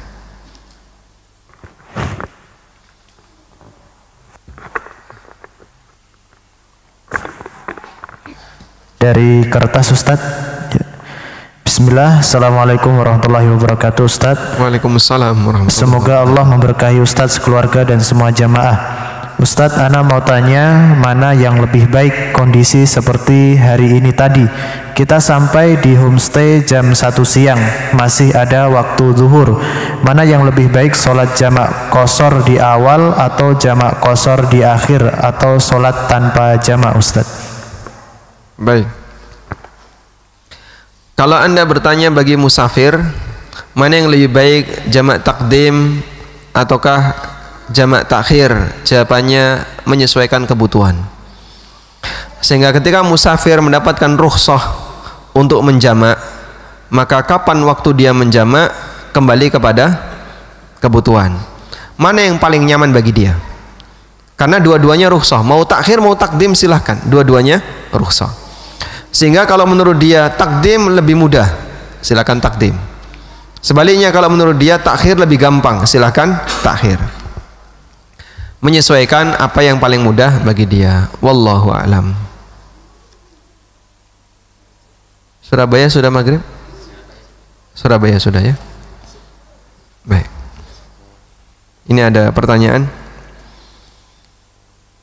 Assalamualaikum warahmatullahi wabarakatuh. Waalaikumsalam warahmatullahi wabarakatuh.